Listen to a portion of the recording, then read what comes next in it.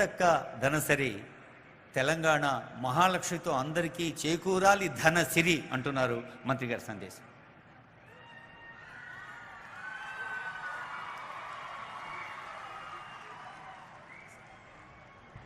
రాష్ట్ర నలుమూలల నుంచి తరలి వచ్చినటువంటి మా అక్కలకు, మా చెల్లెలకు, మా అమ్మలకు, మన తెలంగాణ ఇంటి ఆడపడుచులందరికీ కూడా వందనం, శుభాభివందనం, స్వాగతం, సుస్వాగతం.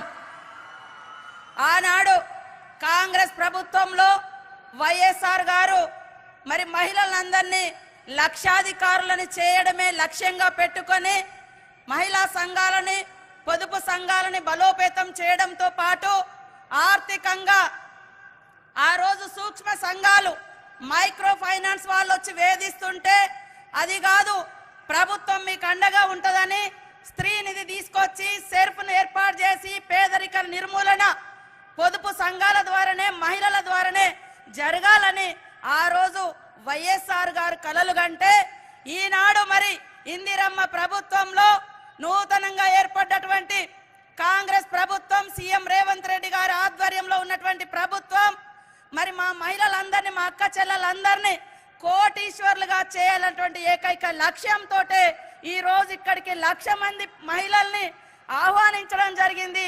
మీలో ఆత్మవిశ్వాసాన్ని పెంపొందించడం కోసం, మిమ్మల్ని ఆర్థికంగా బలోపేతం చేయడం కోసం, మీకు ఇవ్వాల్సినటువంటి భరోసా ఇవ్వడం కోసం, మరి మీకోసం అనేక సంక్షేమ పథకాలను కూడా ఈ వేదిక ద్వారా ప్రకటించడం కోసం మరి సీఎం రేవంత్ రెడ్డి గారు, అదే విధంగా మన డిప్యూటీ సీఎం బట్టి విక్రమార్కన్న గారు, ఉత్తమ్ కుమార్ అన్న గారు, నాగేశ్వరరావు అన్న గారు, మరి కొండా సురేఖక్క గారు, అదే విధంగా మన స్పీకర్ గారు, మరి వేదిక మీద ఉన్నటువంటి దామోదర్ రాజనరసింహ గారు, ఇంకా ఎమ్మెల్యేలు, ఎమ్మెల్సీలు, పెద్దలందరికీ పేరు పేరున హృదయపూర్వక నమస్కారాలు, ధన్యవాదాలు.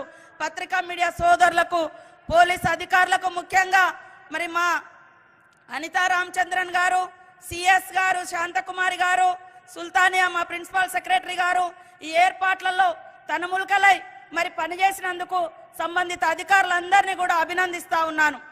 ముఖ్యంగా కాంగ్రెస్ అంటేనే పేదరికం లేనటువంటి మరి సమాజాన్ని సృష్టించాలన్నటువంటి కలలు కనేటువంటి ఇందిరమ్మ పార్టీ.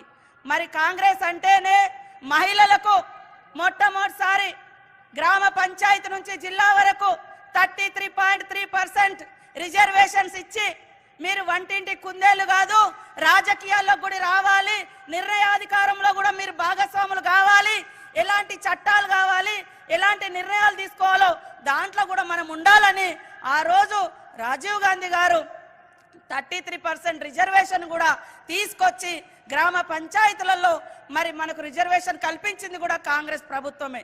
అదే విధంగా ఈరోజు మరి సమయం తక్కువ ఉన్నందున నేను ఒకటే చెప్పదలుచుకున్నా, ఇది మహిళా ప్రభుత్వం అని చెప్పడానికి సోనియమ్మ ఇచ్చినటువంటి అత్యంత గ్యారంటీలలో మహాలక్ష్మి గ్యారంటీ మరి మహిళలకు సంబంధించిందే.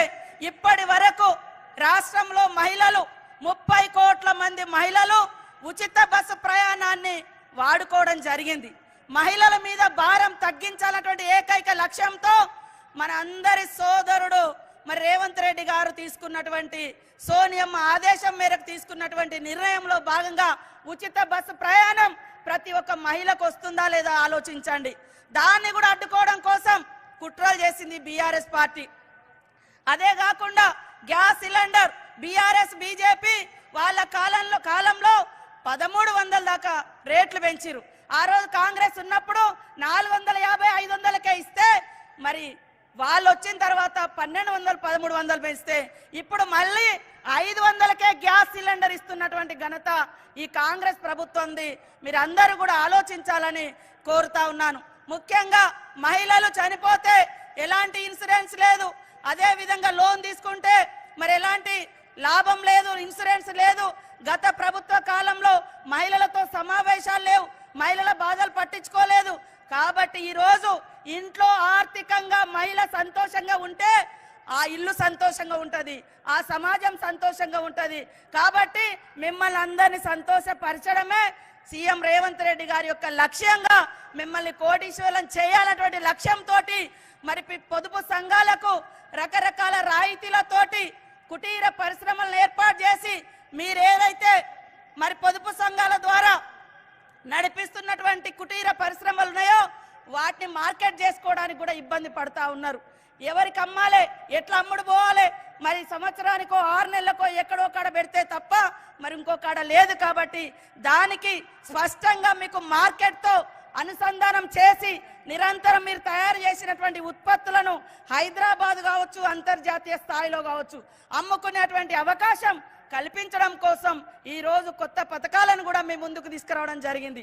ఈ రోజే మరి సీఎం రేవంత్ రెడ్డి గారి ఆధ్వర్యంలో టీ సేఫ్ అనేటువంటి ఒక యాప్ను తీసుకొచ్చి మహిళలు ఎటన్నా పోతుంటే మరి అక్కడ పోయిన తర్వాత ఏమైతే తెలియదు కాబట్టి పోలీస్ శాఖ ద్వారా మీ ప్రయాణాన్ని కూడా ఎప్పటికప్పుడు తెలుసుకుంటూ ఏదైనా ఆపదలు ఉంటే వెంటనే పోలీస్ అధికారులు వచ్చి పోలీస్ శాఖ వచ్చి మహిళల్ని రక్షించేటువంటి స్కీమ్ను కూడా ఈ రోజే లాంచింగ్ ప్రారంభించడం జరిగింది. కాబట్టి మా మహిళా సోదరిమణులందరూ మరి ఇందిరమ్మ పాలనకు అండగా ఉండి మీరందరూ కూడా ఆర్థికంగా కోటీశ్వరులను కావాలని మనస్ఫూర్తిగా కోరుకుంటూ మరి వివిధ ప్రాంతాల నుంచి వచ్చిన మీ అందరికీ మరొకసారి వందనం, శుభాభివందనం. ధన్యవాదాలు మేడం.